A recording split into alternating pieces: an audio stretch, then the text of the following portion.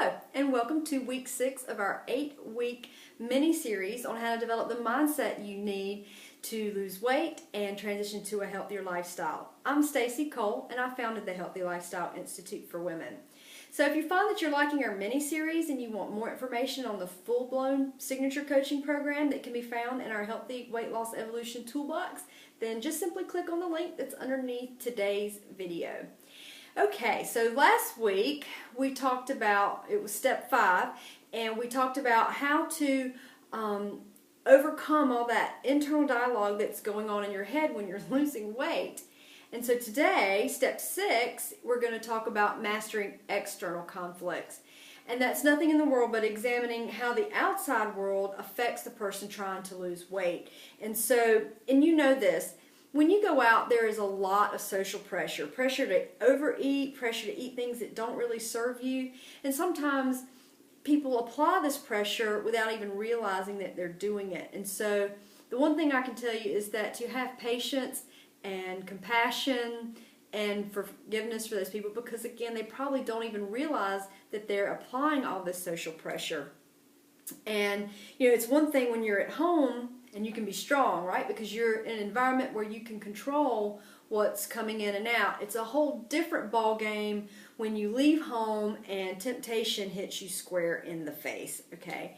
And so in today's talk, what we're going to do is examine 3 of your inner circles and what dynamics are at play there, and then give you some strategies on how to deal with that, okay? Now there is one common thread that you'll probably see because it's going to hold true throughout today, and that is you can choose your relationship with food, okay?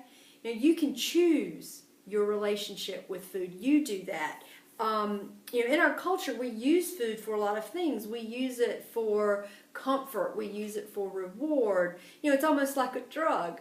And so as you are interacting with the people that are in your circles of life, then you have to realize that they're probably at a completely different part of their journey with their emotional attachments to food than you are. They may not even be ready to deal with their emotional attachments to food. And you know, they're probably not going to be at the same place in their journey as you are. And so you are going to have to look at how you interact with the people and possibly even change the way that you interact with the people in your circles in order to follow through with your plans and your goals and achieve them. So let's talk about 3 circles that are probably a part of your life. And that first circle is your family. Okay. So outside of your day-to-day family, when you go to visit extended family, you know, your mom's going to want to cook your favorite food. She's going to want to have dessert ready for you. And, you know, it's mealtime. It's family time. And, you know, she's just trying to offer you the comforts of home. But that may not be what you need or want right now. And so one thing I would say is, you know, do they even know what your health and fitness goals are? Are they aware that you are making some changes in your life?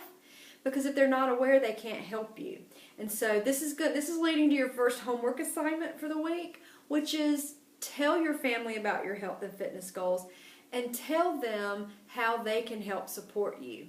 Because you have to really look at the outcome of why you're spending time with your family anyway. You know, what was the outcome that you were after when you know, why is it that you want to go eat with them in the first place? And you know, you don't have to eat what they eat, and certainly you don't have to eat it in the quantities that they eat it to still be a part of the family. Those family ties are still together.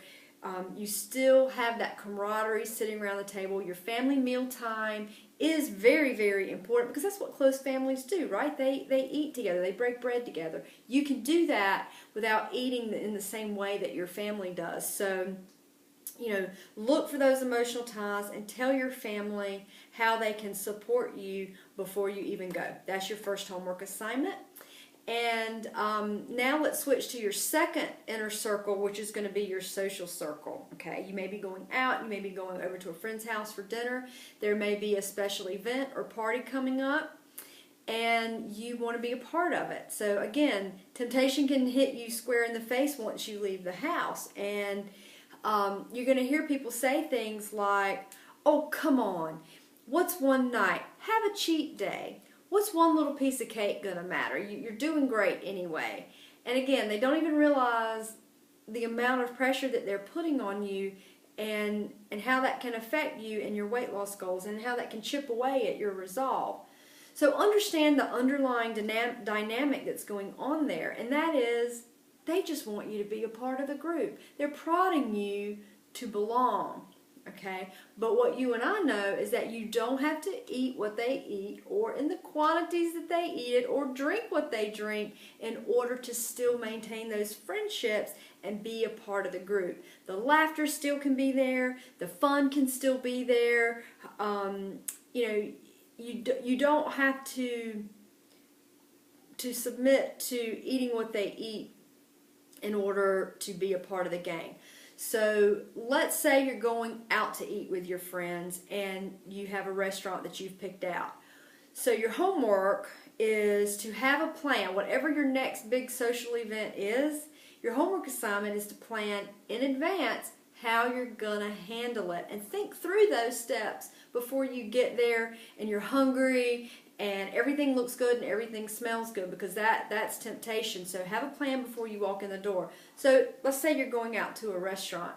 A lot of restaurants have their menus online, and that's a great thing, because you can go online in advance and find what your best choice is going to be for that restaurant. Okay, so you can say, okay, this looks like this fits in my meal plan, or that. And sometimes the best answer is to build a meal with side items, salads, vegetables, sweet potatoes, whatever they've got available. You can build the best possible meal in that restaurant before you ever even walk in the door. And then don't even open the menu, because there's temptation, right? You can use that time to deepen those ties with the people at the table, have a side conversation with someone who's already decided what they want. Another thing to watch out when you go out with friends is alcohol, because alcohol has so many empty calories. So try to limit your intake to 0 or 1. And there are a couple things you can do. You can avoid the first round of drinks and just sip on your water while you choose what you want to drink. You can then pick something that you can sip and drink slowly, that you can make last throughout the meal, so that you will only need the one drink. You can also choose something that's a little more watered down than other versions, like a wine spritzer versus a glass of wine. That way you could have 2. You could ask the bartender to put water or Diet Coke, if you have to do that, in a Pilsner glass with an umbrella and an orange slice and a cherry to make it look pretty. That way it looks festive. You feel like you have a cocktail when you don't. Those are better options than drinking at all. And so just watch your alcohol intake. Again, that's empty calories. Also, if you find that it's a nervous tick for you to want to turn a glass up a lot and drink when you're in a social situation, then make sure you have a big glass of water on the table, because you can sip that as your nervous habit, and then only sip on your alcoholic beverage or even your diet soda or whatever it is that you're drinking. So those are just some strategies and tips for you to navigate social situations when you're out with friends. Now, the third circle that we're going to talk about today is your work environment. And so your homework assignment for your work environment is to identify, preferably write down in your journal, what's the biggest roadblock, or what's the biggest challenge that your lunch break presents to you when you're at work. Look for opportunities. Make a list of at least 10 things that you can do, and if you can't do 10, at least squeeze out 5. Everybody's got 5 in them. 5 ways that you can overcome that challenge or work around it.